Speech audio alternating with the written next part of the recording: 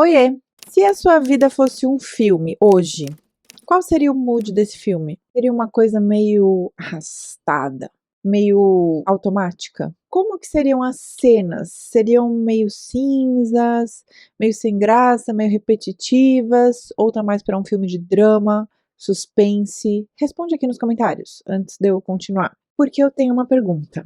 Agora que você já conseguiu imaginar o filme da sua vida, o que a gente pode fazer aqui hoje, neste episódio, para deixar esse filme mais bonito, mais delicioso, mais prazeroso?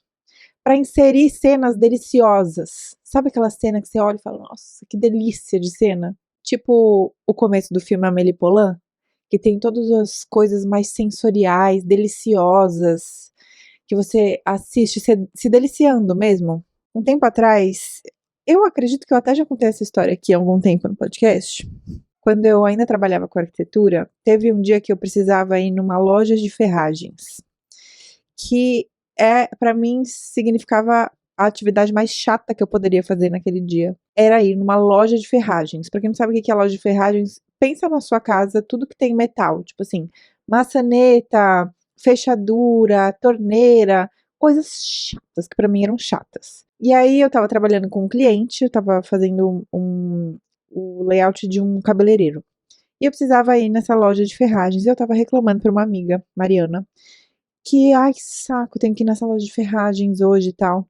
E aí, ela me fez uma pergunta que mudou a minha vida inteira. Isso faz mais de 10 anos. E essa pergunta ainda norteia a minha vida, ainda ecoa na minha cabeça e ainda segue transformando a minha vida, que é: como seria esse momento se ele fosse delicioso? Como seria esse momento se ele fosse divertido? Como seria esse momento se ele fosse prazeroso? Como seria ir na loja de ferragens deliciosamente? E hoje, meu povo, estamos em ótima companhia, porque quem puxou esse assunto com a gente foi ninguém menos do que, rufem os tambores, Dove Sabonetes Serum. E vamos combinar que Dove arrasou na escolha da melhor comunidade do Brasil para falar sobre viver deliciosamente. Fala sério. Quem melhor do que a gente para refletir por uma hora ininterrupta sobre como deixar a vida adulta mais deliciosa? E aí você vai me perguntar, mas o que Dove Sabonete Serum tem a ver com essa história? E eu te respondo, você já ouviu a palavra do banho de skincare? Porque banho de skincare é #banho Dove.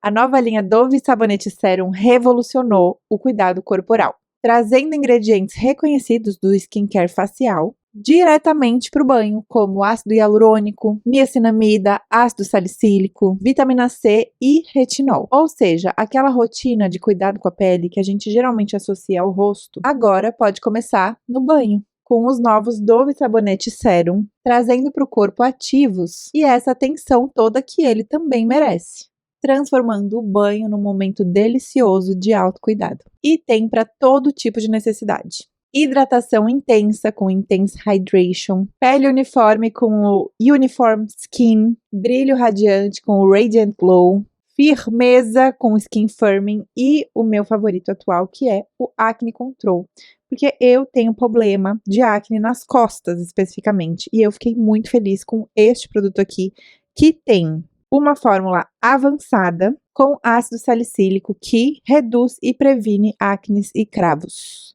Tem 3% de Serum Acne Control com ácido salicílico. E o cheiro, gente, delicioso, do jeitinho que Dove sempre faz, né? E viu, a linha Dove Sabonete Serum foi desenvolvida em parceria com dermatologistas e é clinicamente testada. Eu vou deixar um link na descrição do episódio para você conhecer a nova linha Dove Sabonete Serum, porque se a gente vai falar sobre como transformar um momento comum em um momento delicioso, nada mais justo do que começar por um banho verdadeiramente delicioso. Então, valeu demais, Dove Sabonete Serum, por puxar essa conversa. Vamos lá?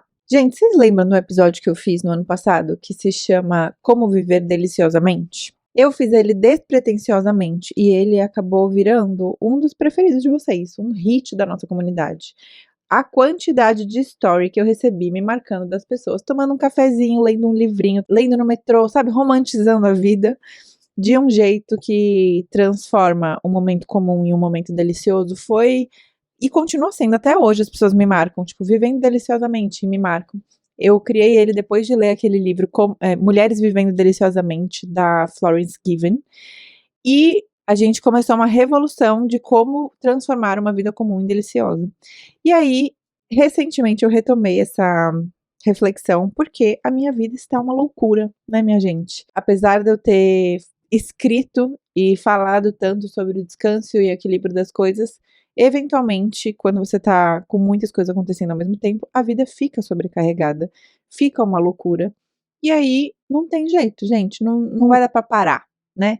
E se não vai dar pra parar, então é melhor a gente começar a construir uma rotina que não precise que a gente pare para que a gente viva deliciosamente. Que a delícia de viver esteja costurada nos dias e pequenos momentos da nossa vida, assim como o descanso, assim como o autocuidado.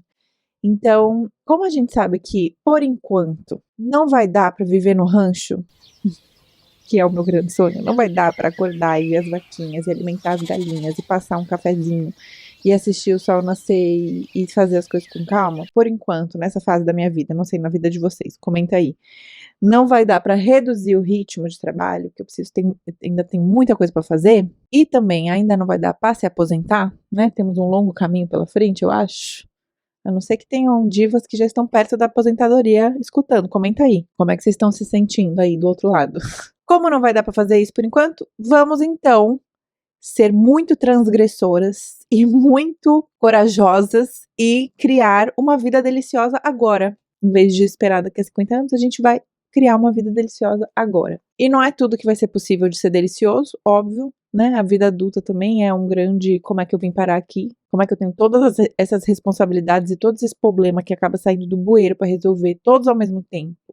Sendo que eu só tenho 6 anos, aí você vai ver sua certidão, você tem 35. Então é óbvio que exaustão, sobrecarga, falta de suporte, coisas assim, a gente não vai conseguir romantizar. Mas dentro do possível, o que é que a gente pode mudar na nossa rotina com a primeira pergunta que a gente vai fazer, que é: como eu posso ser feliz nestas condições? Às vezes você vai descobrir que nestas condições não vai dar para ser feliz, aí você vai ter que mudar algumas coisas mais estruturais por aí. Mas nestas condições, como é que a gente vai poder ser feliz? Porque recentemente eu estava respondendo algumas entrevistas sobre o meu livro, e aí uma repórter perguntou: Nossa, você escreve bastante sobre descanso no livro, e eu tô vendo que você tem vários projetos, que você tá sempre trabalhando.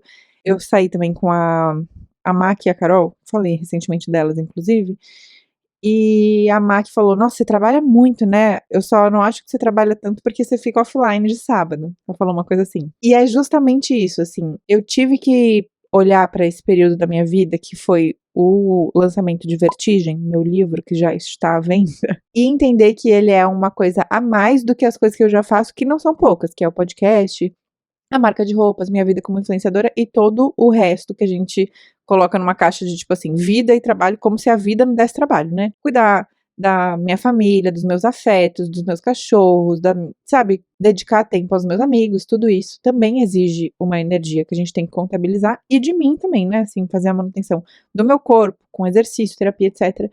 Então, tudo isso exige muita energia. E aí eu tive que fazer um trabalho no momento que eu vi que a onda estava crescendo e eu precisava surfar a onda e não ser engolida por ela. Tem até uma frase do Matuê que ele fala: ou você cresce com ela ou ela te mata. Eu vi essa situação acontecendo. Ou eu crescia com essa onda que estava surgindo, ou eu ia ser afogada, soterrada por essa onda. E aí eu olhei junto com a minha equipe, olhei para o jeito que estava a agenda e eu pensei duas coisas. Primeira coisa, eu vou precisar ter limites muito claros e muito estabelecidos e muito inegociáveis. Então, assim, eu vou treinar 3 vezes por semana. Eu vou fazer terapia. Eu vou fazer minha fisioterapia. Eu vou ficar offline no sábado. Eu vou, tipo assim, eu não trabalho todos os dias à noite. Ter esses limites muito, eu preciso acordar com calma. Várias coisas que eu tenho o privilégio de impor na minha rotina, porque eu sou dona dos meus projetos, né? Então eu tenho essa flexibilidade, uma certa flexibilidade, porque eu tenho bastante coisa para, tem bastante gente para atender, desde equipe até cliente. Então a primeira coisa foi estabelecer limites muito claros que eu consigo estabelecer e que são inegociáveis para mim. E a outra coisa é, quando eu começo uma semana e eu vejo que a semana tá tá tipo assim, coisa atrás de coisa e muitas coisas diferentes e muito sobrecarregada, eu olho para minha equipe e falo: como é que a gente pode fazer isso ser delicioso? Sabendo que tem o fator sobrecarga que a gente não vai ter como mudar agora, porque a gente vai passar por momentos assim na vida, gente, não tem jeito. Desde que você entenda que é um momento, que é uma fase, e não normalizar isso para a vida inteira, eu sabia que quando eu tivesse esse momento na minha carreira, que é o lançamento do livro, e o meio do ano, que geralmente é bem caótico, eu ia ficar sobrecarregada e assim, diante das coisas que eu quero, dos meus sonhos e objetivos, essa sobrecarga passageira é algo que eu escolho e pra mim tá barato, sabe? Não é algo que eu quero me soterrar a longo prazo, mas é uma fase que eu tô disposta a passar por conta desses meus sonhos e objetivos, com a clareza de que é só uma fase e o compromisso de que é só uma fase. E aí é o que eu disse, né? Spoiler, vai ter coisa que não vai ser deliciosa. Eu tô tendo que fazer um monte de coisa que eu não gosto, que eu não quero, mas tem que ir, né, fia? Contrato. Sabe aquele meme? Tem que ir, né, fia? Acho que essa é a frase que eu mais falo ultimamente. Tem que ir, né, fia? Contrato. E aí, até uns anos atrás, eu via a agenda sobrecarregada, ou eu via as coisas se amontoando e eu ficava, meu Deus, como eu vou sobreviver a isso? E hoje eu troquei essa frase. E eu queria deixar muito claro que eu sei que eu tô num lugar muito de privilégio de conseguir fazer isso, né? Porque tem gente que não vai conseguir. Tipo assim, a realidade das pessoas. Existem realidades onde você não consegue ter controle sobre a sua sobrecarga. Eu, no caso, consigo, porque eu literalmente estou à frente de todos os projetos que me sobrecarregam. Então, eu tenho um certo controle, não total controle, um certo controle. Então, eu comecei a trocar essa pergunta de como eu vou sobreviver a isso para como eu posso expandir isso até ficar bom. Como eu posso trapacear? Como eu posso olhar para todos esses afazeres e compromissos super sérios e adultos? Como eu posso trapacear e deixar a Lelinha brincar um pouco? Como eu posso deixar isso delicioso? E aí eu percebi algumas coisas. A primeira coisa que eu percebi é que muitas vezes a gente acaba normalizando coisas na nossa rotina e coloca como mais uma coisa que você tem que fazer, e às vezes é preciso do olhar de outra pessoa para você lembrar que, tipo, não é que eu tenho que fazer isso, eu tenho que fazer isso, mas eu também posso fazer isso. Tipo assim, olha só, eu posso fazer isso. E eu lembrei de uma vez, quando eu trabalhava ainda com arte em parede, que eu estava saindo da faculdade muito cansada, eu ainda estava estudando, né, arquitetura. E aí eu estava saindo da faculdade muito cansada, porque eu tinha virado à noite fazendo projeto, e aí no dia seguinte eu apresentei o projeto, e tive várias entregas, e etc. Então eu estava muito cansada, e eu estava saindo, eu ia almoçar muito rapidinho, e eu ia para casa de um cliente para fazer uma parede, porque na época eu desenhava em paredes. E aí eu estava almoçando, e aí eu comentei com uma amiga minha, da época, assim, ela perguntou, o que você vai fazer hoje à tarde? Quer ficar pra fazer projeto, alguma coisa assim? Eu falei, não vai dar, amiga, eu tenho uma parede pra fazer. Ela me olhou com um brilho nos olhos e falou, gente, eu acho isso a coisa mais cool que alguém pode falar pra mim. Eu tenho uma parede pra fazer, você vai na casa de uma pessoa desenhar na parede dela e esse é seu trabalho? Tipo assim, isso é muito legal. E eu já fazia isso há tantos anos que eu tinha esquecido como era legal que eu fazia isso, sabe? E hoje eu vejo a mesma coisa, assim, às vezes eu falo, ai, puta, hoje eu tenho que gravar um vídeo pra não sei o quê. E o olhar das minhas amigas que trabalham, tipo, CLT, é tipo assim, meu Deus, como que é isso? Gravar o vídeo, sabe? Tipo, faz parte da sua rotina você chegar e gravar um vídeo, como que é? O microfone, você tem aquele microfoninho que gruda, tal. Ou tipo, tem que gravar um podcast. E o olhar da pessoa é, nossa, como é gravar um podcast? Como você tem as ideias, sabe? Essa empolgação que a gente vai perdendo quando a gente faz a coisa por muito tempo. E às vezes é só você dar um passo para trás e lembrar: nossa, olha isso, olha o que eu posso fazer. E eu sei que muita gente deve estar pensando assim: nossa, mas eu faço o que eu faço não porque eu quero fazer, e não, tipo assim, se eu contar o meu trabalho para outra pessoa, ela vai falar: nossa, que bosta, sabe? Tipo, às vezes você sente que você tem o trabalho menos legal do mundo. Mas e o espaço entre os momentos? E o café que pode estar no caminho do seu trabalho, que você vai mais cedo para tomar um café delicioso, ou você sai no seu intervalo e vai tomar um café. E o livro que você está lendo? Sei lá, o hobby, e o curso, e a pessoa com quem você está conversando? O que é que tem de delicioso que você pode expandir? Dá para entender o que eu tô falando? Qual é o detalhe delicioso no seu dia que você pode ou criar ou expandir, ou os dois, para que a sua vida se torne centralizada nas delícias? Porque é isso, gente, vai ter coisa chata. Não tem jeito. E tem gente que tem mais coisa chata do que eu, por exemplo, e do que outras. Mas vai ter coisa chata, fazer imposto de renda, sabe? Umas coisas assim, chata. Tem que fazer mercado quando você não quer. Mas aí, por exemplo, eu tenho uma amiga, a Jo Bessa, que ama fazer mercado. E ela romantiza isso. E ela vai, ela grava. E ela ama ir num mercado específico. E eu detesto fazer mercado. Tipo assim, não detesto fazer mercado, mas às vezes eu tô cansada, não quero fazer mercado. Mas aí eu sempre lembro da Jo e falo, vai com o olhar da Jo. Aí eu vou, aí eu vejo os morangos, aí eu cheiro as coisas, sabe? Tipo assim, como você pode expandir, assim, esticar essa experiência até ela ser deliciosa? E aí eu tava pensando sobre isso quando eu me deparei com um conceito que se chama savoring. Ele foi criado por dois psicólogos que se chamam Fred Bryant e Joseph Verhoeff, que é savoring em inglês é saborear. E eles falam sobre como você aplicar esse savoring, esse conceito na sua vida, de um jeito que ele seja o oposto a como eu vou lidar com essa situação. Em vez de como eu vou lidar com essa situação, é como eu vou ampliar essa situação até ela ser deliciosa. Como eu posso saborear essa situação, sabe? Quando você entra no elevador, sei lá, tô pegando uns momentos mais simples. Quando você entra no elevador, você pode ou esperar ele chegar até o térreo, ou você pode usar esse momento para fazer um exercício de respiração. Sei lá, tô falando uma coisa tosca, tá? Mas, sei lá, a sua hora de dormir. Ou você pode simplesmente ligar a TV e dormir, como eu faço vários dias. Ou você pode colocar uma meia luz, espirrar um cheirinho no ambiente, fazer um journal, ler um livro, sabe? Ficar com seu cachorro. Às vezes é você entender o que há para saborear neste momento. Mesmo que a vida esteja em uma fase difícil, às vezes é esse olhar direcionado para o sabor sabor, coisa mais hétero que já aconteceu nesse podcast. O sabor das coisas para você conseguir desfrutar. Então é o oposto de sobreviver. Como eu vou sobreviver a isso? E sim, como eu posso desfrutar disso. Inclusive, hoje mesmo eu estava vendo uma entrevista da Tamara Klink para o Marcelo Taz. Tamara Klink, para quem não conhece, uma grandíssima diva que faz coisas impressionantes. Uma delas é navegar sozinha e ela ficou um tempão sozinha com um barco atracado no inverno, uma coisa louca. E aí o Marcelo Taz pergunta assim para ela: como é que você lida com o tédio? Eu posso até mandar esse vídeo. Ai, se eu achar, né? Não sei se eu vou achar. Mas se eu achar esse vídeo, eu mando lá no WhatsApp. No nosso canal do WhatsApp, você não conhece, né? Já falei 1000 vezes, mas tá na descrição do grupo. Aí ele pergunta, como que você lida com o tédio? Ela fala, desfrutando. Aí ele fica com uma cara assim, aí ela fala, eu amo o tédio. É o tédio que dá espaço. Aí ela conta de uma história que, assim, o tédio dá espaço para coisas novas, né? Assim, então, por exemplo, nessa viagem que ela fez, ela levou um violão. Ela falou, sabia tocar violão? Não. Mas eu ia descobrir como é que tocava. E aí, diante do tédio, ela pegou o violão e ficou horas e horas tocando violão, desfrutando daquele tédio. Aí ela fala que, em oposição a isso, quando ela tá muito cercada de informações na cidade, de pessoas tal, às vezes ela até se tranca no banheiro para conseguir organizar os pensamentos.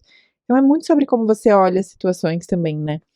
E aí, de novo, não romantizando ao extremo, mas tentando dar uma ferramenta que é essa pergunta de como eu posso tornar isso delicioso, que pode impactar no jeito que você encara a vida. Por quê? O cérebro, ele tem uma predisposição de ter um espaço maior destinado à percepção de emoções negativas. Ou seja, a gente já vem de fábrica com uma atenção maior para o que é negativo. Por quê? Isso vem da idade da pedra, né, que a gente precisava sobreviver, e aí era muito mais importante da gente prestar atenção no medo, na ansiedade para sobreviver, porque poderia vir um tigre, um urso, uma avalanche, uma coisa assim que é realmente perigoso. Então, para sobrevivência é muito mais importante a gente prestar atenção nas coisas negativas do que as positivas. Mas como eu sempre digo, sobreviver não é ser feliz.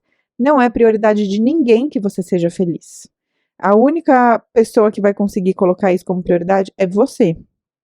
A prioridade do cérebro, dos sistemas, de tudo é sobrevivência, no máximo. E eu tô numa jornada há alguns anos, eu não sei se vocês perceberam, mas eu tô numa jornada há alguns anos de me tornar uma pessoa menos negativa e baixo astral e pessimista. E conseguir me tornar uma pessoa mais leve e não otimista, mas menos reclamona. inspirada em 2 pessoas. Na verdade, em várias pessoas, mas as pessoas que têm me inspirado recentemente são 2 pessoas. Primeira pessoa é um personagem que eu não vou lembrar o nome dele, mas eu estava assistindo The Circle na Netflix, que é um reality show que as pessoas, enfim, se falam por um chat. E aí tinha um cara em específico que ele era uma luz, sabe, uma leveza, tudo ele via o melhor nas pessoas e ele acreditava que as pessoas eram super do bem, sabe? Mas não de um jeito nocivo.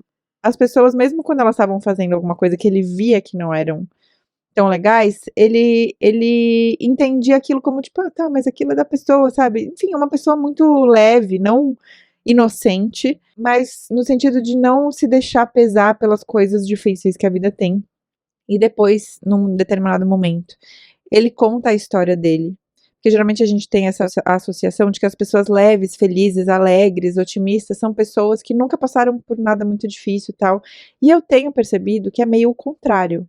Não sei por quê, mas um dia eu vou descobrir. Mas ele conta a história dele e é uma história muito difícil, uma história super complexa. E aí quando ele conta a história dele, você descobre que é uma história super difícil, cheia de capítulos difíceis e tal.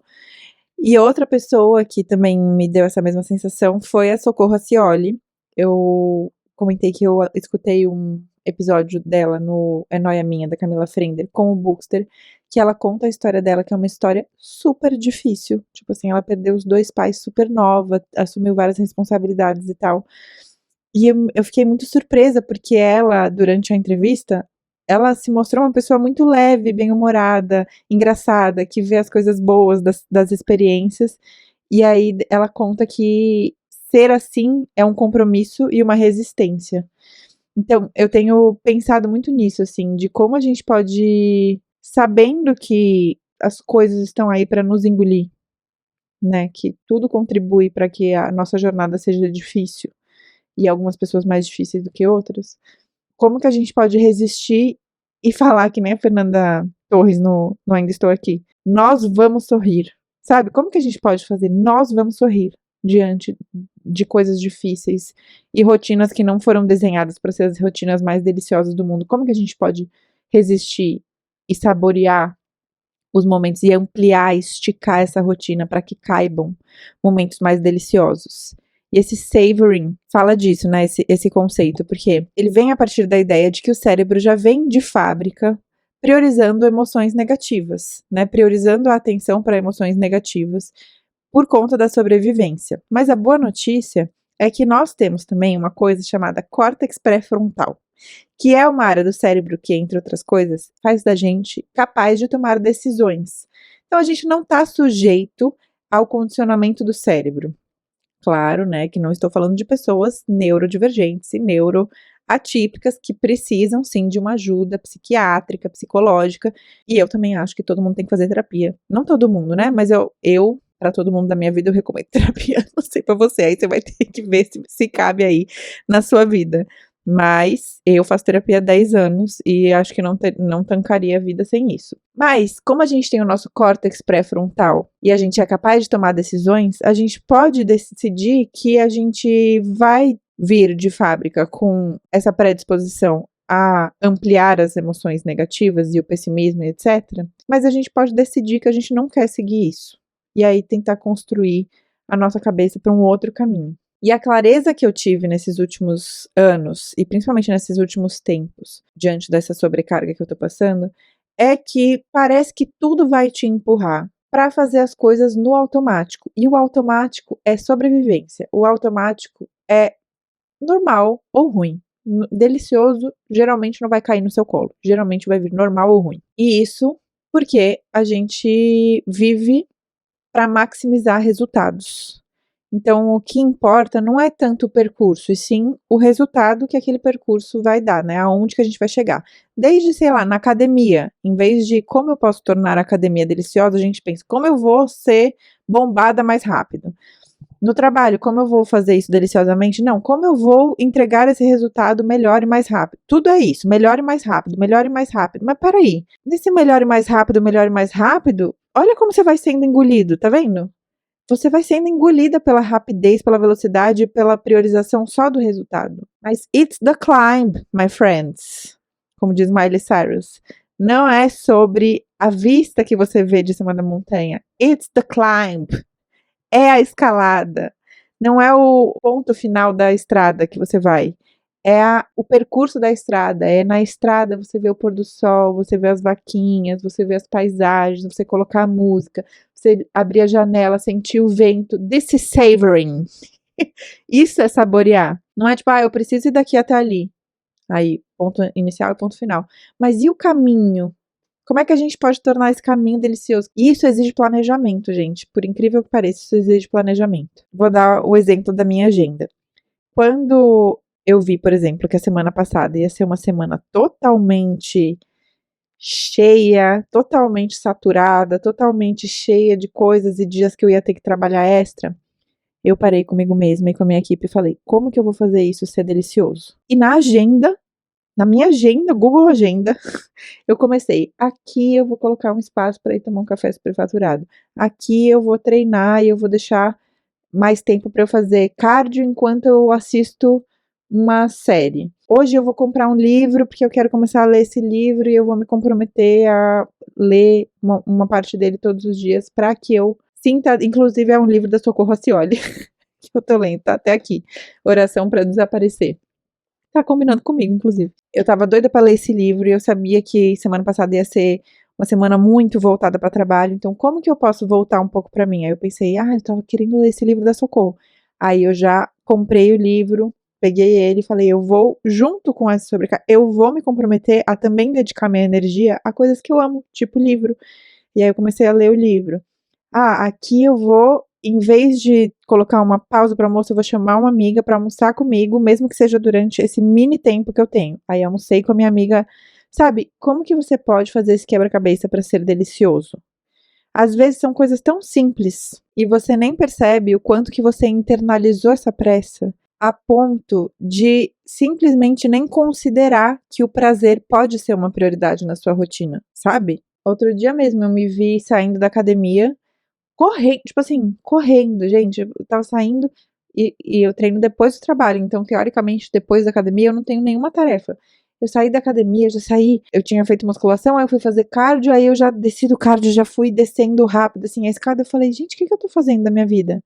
Aí eu parei, olhei, tipo, percebi o que eu tava fazendo, pensei, o que eu tenho pra fazer hoje? Tomar banho, jantar, fazer o que eu quiser e dormir. Aí eu peguei, respirei fundo, voltei e fui pra aquelas barras que tem na parede. Botei uma playlist que eu amo, que eu tô viciada. Depois eu posso até compartilhar com vocês, que é uma playlist que eu uso pra alongamento, basicamente. E aí eu fui naquelas barras e comecei a me alongar e fiquei um tempão me alongando sem pressa. Tipo assim, eu tava com pressa do quê, fia? Tá louca? Vai chegar em casa aqui, eu não tenho filhos, né? O Vitor já tava aqui com os cachorros, então eu tava com pressa do quê? Aí eu fui lá, me alonguei, fiquei comigo um pouco, respirando, aí desci, tem uma cantina na minha academia, aí fui lá. Sempre eu passo reto, tava um cheirinho de pão de queijo, eu passei lá, tava um cheiro de pão de queijo, parei, comi um pão de queijo, peguei uma coca. Aí eu voltei pra casa, voltei em outra condição mental. Então, percebe como a gente vai internalizando essa pressa de um jeito que o prazer vai ficando para trás, você vai sendo engolido e você vai virando uma engrenagem. Olha aqui esse movimento, ó, de virar, você vai virando uma engrenagem que roda cada vez mais rápido, mais rápido, mais rápido, até a hora que acontece o quê? Com uma engrenagem que roda rápido, rápido, rápido, sem parar, para não passar um óleo, fazer uma manutenção. Queima, né, gente? Queima. E eu não quero queimar, não. Tô fora, já queimei. Não quero ir pra esse caminho, não. E aí eu vou te dar um conselho, que é o que eu comecei a fazer nesse ano, que é: seja a guardiã. Se enxergue como a guardiã do seu próprio prazer, sabendo que ninguém vai priorizar o prazer, muito menos o prazer feminino, na sua rotina, na sua vida. Ninguém vai priorizar a sua felicidade. Pode até ser que alguém priorize, sei lá, uma parceira, um parceiro, uma amiga, um amigo, mas não dá pra contar com isso. Você não vai ficar esperando outra pessoa falar assim, olha, pode sentir sua vida ser uma delícia agora.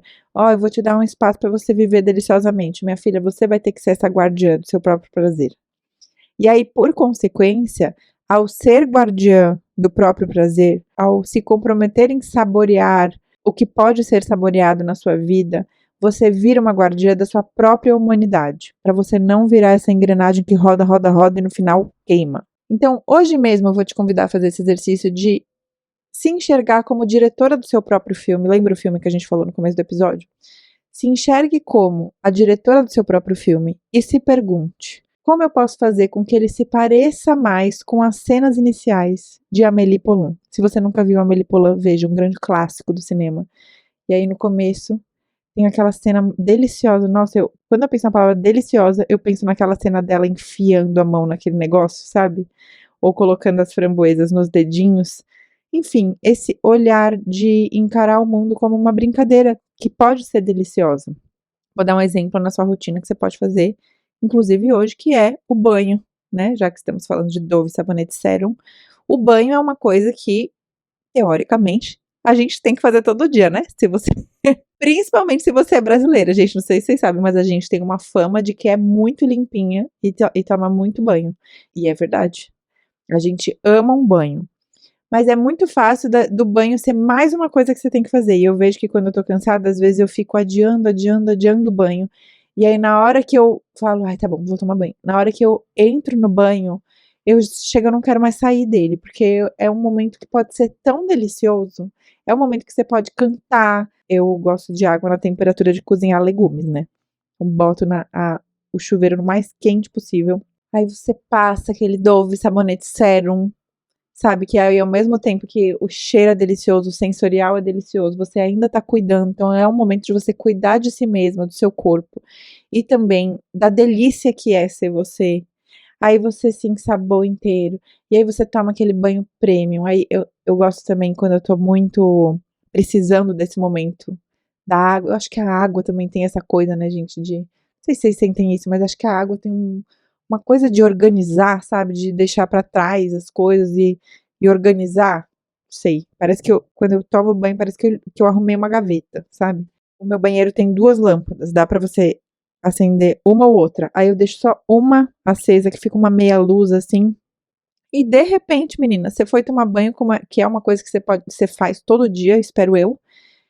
E de repente virou uma grande meditação, um grande momento de autocuidado, um grande momento delicioso da sua rotina, em que você pode simplesmente fechar a porta, ligar a água, mergulhar nesse momento delicioso, junto com Dove sabonete sérum, e se reconectar com você mesma. Inclusive, tem até um trecho do meu livro que eu conto sobre como o banho às vezes é o único momento que a gente encontra com silêncio, né? Eu quero morrer quando eu fico sabendo que tem gente que toma banho com o celular dentro do banho. Inclusive, meu amigo Bookster, ele faz FaceTime com a família dele de dentro do banho. Vê se eu mereço uma coisa dessa. Tem gente que fala que ouve o podcast dentro do banho. Se você estiver ouvindo podcast dentro do banho, pode parar. Porque o banho é um lugar de reconexão com você mesma. Às vezes é o único momento da sua rotina que você vai encontrar um pouquinho de silêncio. E eu quero que você tenha um compromisso com esse silêncio, com esse momento do banho. Porque, inclusive, logo na primeira parte do meu livro, eu falo sobre como é importante esse momento do silêncio. E aí eu dou esse exemplo do banho e eu falo da relação dele com a palavra eureka. Se você já leu o livro, você sabe do que eu tô falando. Tá vendo como às vezes os momentos deliciosos só estão escondidos? Você precisa só prestar atenção nele, porque o que você presta atenção cresce. Então, se você prestar atenção nos momentos que podem ser deliciosos, eles crescem, ampliam, se esticam até serem deliciosos. E quando o foco da experiência, em vez de ser o ponto final, o ponto de destino, mas é a própria experiência, o resultado, gente, muitas vezes vem naturalmente. Você não precisa ficar se para chegar no resultado. Muitas vezes o resultado das melhores coisas vem quando você relaxa. Já falamos disso, né? De como Marina Sena fala sobre relaxar no mundo. Foi o último Gostoso na Escuta. Se você quiser ouvir sobre como viver confortavelmente. Não era isso, né? Como estar confortável em si. E não só os resultados vêm de uma forma muito mais natural, mas também de uma forma muito satisfatória, que você pode olhar para trás e falar assim, igual o Elvis Presley, que ele fala: eu fiz todo esse monte de coisa e o melhor é que eu fiz do meu jeito. I did it my way. Se vocês nunca ouviram essa música, é bem legal. A letra, escutem. Eu não sei nada do Elvis, tá? Ele pode ser podre, nem tô sabendo. Mas essa música é bem fofa. E tudo que eu tô dizendo pode parecer muito superficial. Ai, nossa, Lela, tô preocupadíssima em viver deliciosamente. Eu aqui tô cheia de boleto pra pagar, cheia de problema pra resolver, cheia de coisa na cabeça. Eu sei. Mas o que eu tenho pra te dizer é que sempre vai ter um monte de problema. Sempre vai ter coisas, principalmente quando você é adulta, você passa dos 20 anos, minha filha, é só ladeira abaixo. E sabendo que vai ser meio que sempre assim, com altos e baixos, claro, né, coisas mais graves, coisas mais tranquilas, sabendo que essa talvez seja uma condição humana, que é resolver problema, se você somar essa consciência com a consciência de que a somatória de pequenos momentos deliciosos, não precisa ser tipo assim, nossa, hoje o dia inteiro eu vou precisar transformar ele numa delícia. Não, meu dia hoje, gente, foi o ó. A delícia tá sendo aqui falar com vocês. Tomei um café antes de começar a gravar, isso foi delicioso. Almocei uma coisa que eu gostava, isso foi delicioso. E acabando aqui, eu vou tomar um banho com sabonete sério, que vai ser delicioso também. Então, a somatória de pequenos momentinhos deliciosos faz com que a sua rotina, no montante final, se transforme numa rotina deliciosa. E eu sou a prova viva disso, porque eu comecei a priorizar essas coisas desde o último fundo do poço que eu frequentei. E não quer dizer que esses pequenos momentos vão sustentar uma fase difícil, vão ser suficientes para você atravessar uma fase difícil, mas eu digo que deixa as coisas mais leves. Pelo menos é o que eu tenho feito na minha vida. E a última coisa que eu queria falar sobre esse assunto, uma coisa que eu venho pensando desde que eu fui num aniversário de uma criança e eu assisti um show de mágica.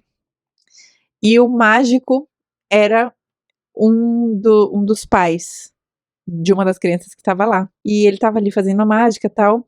E eu fiquei pensando, nossa, é muito maluco isso, né? Que tipo assim, quando eu lembro de eu indo em festa de criança e vendo mágico e ficando muito deslumbrada, tipo assim, nossa, como que ele fez isso? Como que saiu essa pomba na época? Podia, né? Sair pomba. Como é que saiu essa pomba dessa cartola? Como é que ele fez isso? Como é que ele adivinhou a minha carta? E eu acho que crescer também é você entender que o mágico da sua própria vida precisa ser você.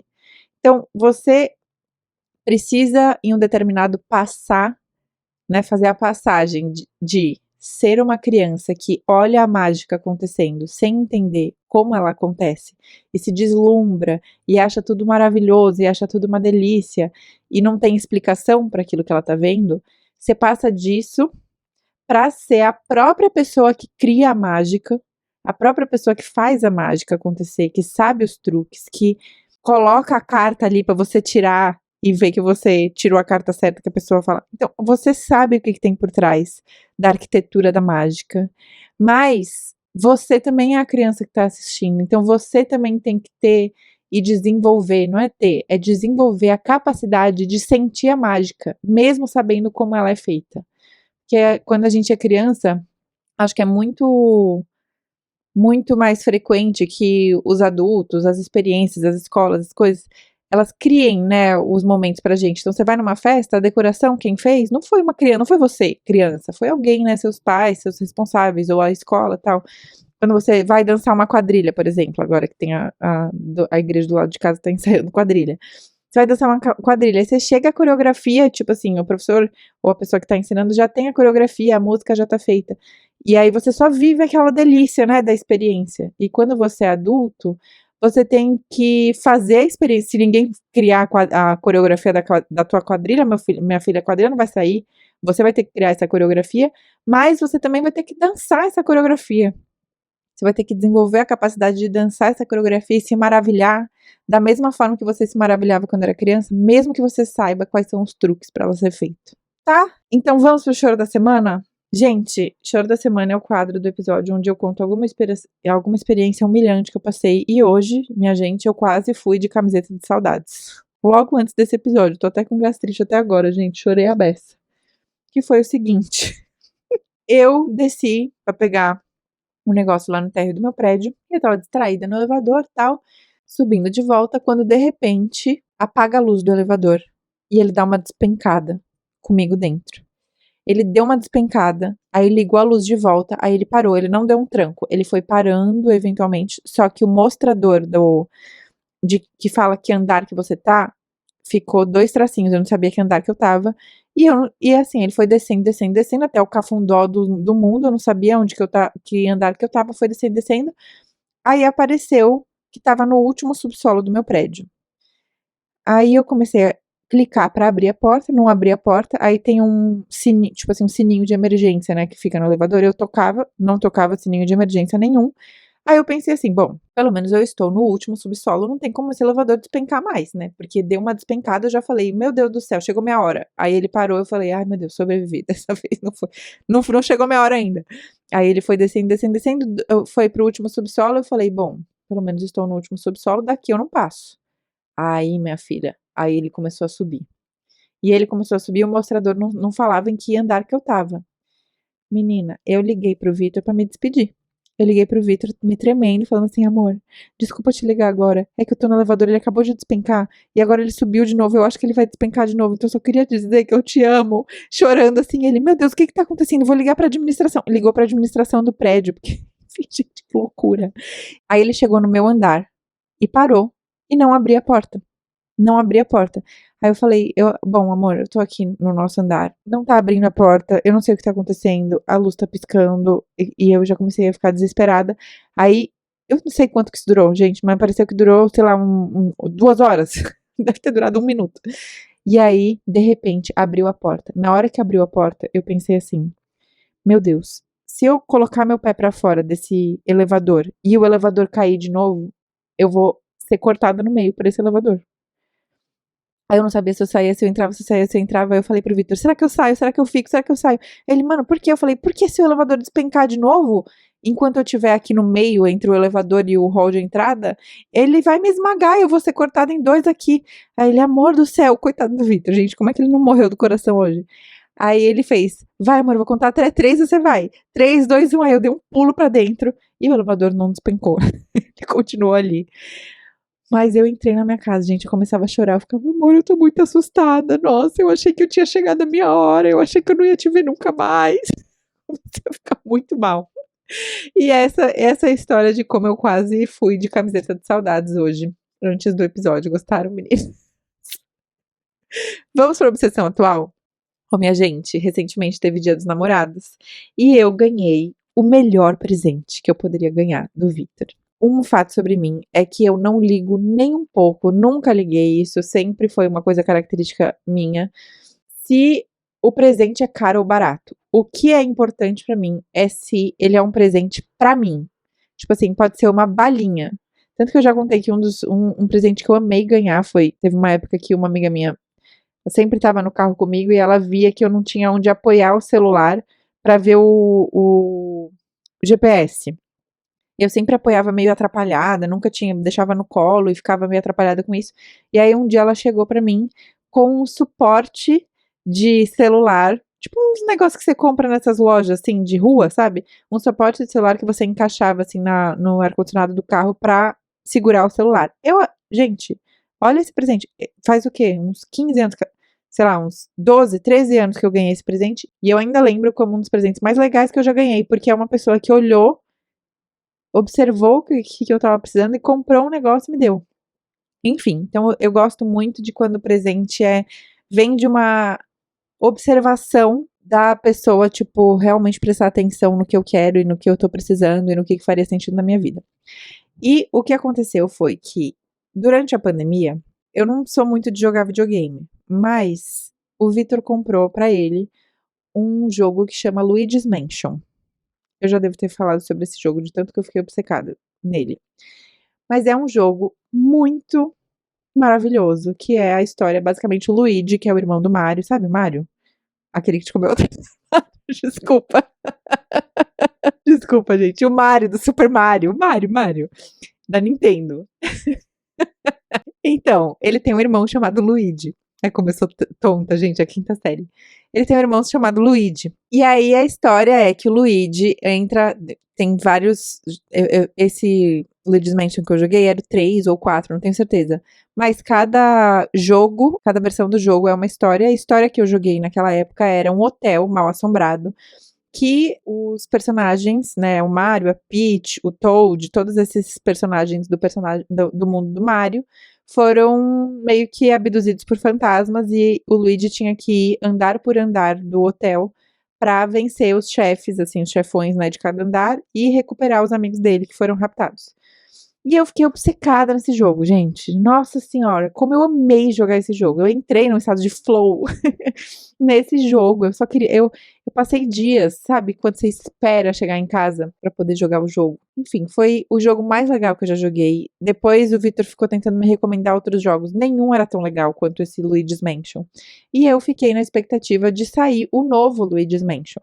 Então, eles falaram que ia sair em 2024, não saiu. Aí falaram que ia sair em 2025, não saiu. Aí falaram que ia sair em 2026, não saiu. E aí, sabe o que o Victor achou pra mim? Ele achou. Como é que eu vou explicar? O Luigi's Mansion 2. Só que alguém pegou esse jogo, que era, tipo assim, super. Com uma resolução super podre, sabe? Que era do GameCube. Eu nem tenho GameCube, né? Eu jogo no Nintendo DS do Victor. Aí pegou esse negócio do GameCube e ele remasterizou como se fosse, sabe? Pegou e deixou em HD. E o Victor achou isso, véi. Olha isso, como que ele achou isso? Eu não sei, ele deve ter ido até o cafundó da internet pra achar esse diabo desse jogo, que é de 2007, 2008, alguma coisa assim, que a pessoa pegou e remasterizou, deixou em HD e fez para ser compatível com o videogame do Victor. E agora, minha gente, eu estou jogando Luigi's Mansion, estou vivendo meu sonho, estou completamente obcecada. Eu fico esperando até algum momento. Outro dia a gente jantou, eu falei, vou jogar um pouco de Luigi's Mansion. Aí eu fiquei lá jogando na sala, aí fui jogando, aí fui começando a ver meu olho pesado, assim, quando eu vou ver, a gente, era um dia de semana, era 1h30 da manhã. Eu fiquei horas jogando aquele negócio, nem percebi.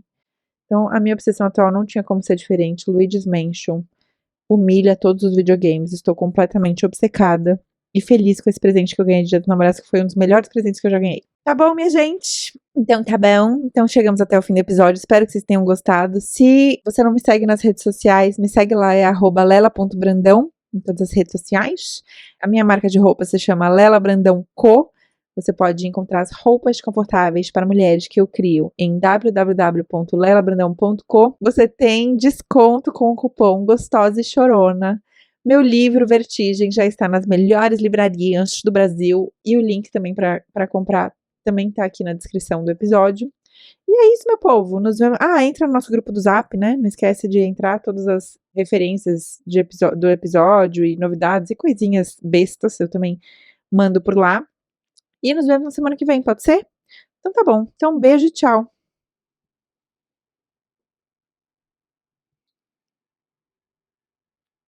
Você ficou até o final do episódio de novo, né, minha diva? Eu conheço você, você não perde um final de episódio. Posso contar uma curiosidade? Sabe por que eu comecei a fazer isso do final do episódio? Vocês já assistiram filmes da Marvel? Daqueles super-heróis? Eu acho que é da Marvel, é da DC, não sei. Mas um desses dois filmes tem cenas pós-créditos. E aí, eu achava o máximo que você assistia o filme, aí passava os créditos, e todo mundo achava que tinha acabado, aí você via 3 gatos pingados, que ficava assim, ó, sentado no cinema, olhando pra tela, esperando, porque sabia que ia vir o pós-crédito. E aí tinha uma cena extra, que era tipo um spoiler de um. Ainda é, né? Ainda existe isso. Que é tipo um spoiler de um filme que vai vir, ou de alguma nova treta que vai acontecer naquele universo e tal. E eu sempre amei isso. Aí eu pensei, como é que eu posso colocar isso no meu podcast? E aí eu fiz isso. Gostaram? E aí, se você ficou até o final do episódio e ouviu toda essa baboseira que eu acabei de falar e faz parte do Clube das Mais, do grupo o seleto grupo das divas incríveis, maravilhosas, lacradoras, cante e icônicas que ficam até o final do episódio e tem essa cena pós-crédito, por favor, comente com um emoji. Pode ser o emoji de cogumelo, para eu saber que você faz parte do Clube das Mais. Comenta aqui no Spotify ou lá nos cortes que eu posto lá. Ai, gente, tô postando um monte de coisa sobre o episódio lá no meu Instagram, se vocês não viram. Mas tô com vários formatos. Tem animação feita pela Bia Daga.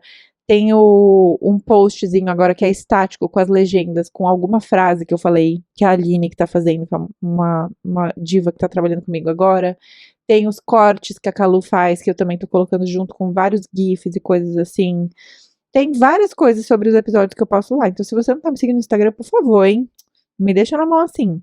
Mas comenta lá também. Com um emoji de cogumelo, em homenagem ao Toad, que é um personagem do Mario que eu adoro, que eu acabei de salvar. em Luigi's Mansion. Ok, meu povo? Agora sim, então ok, nos vemos na semana que vem. Um beijo e tchau!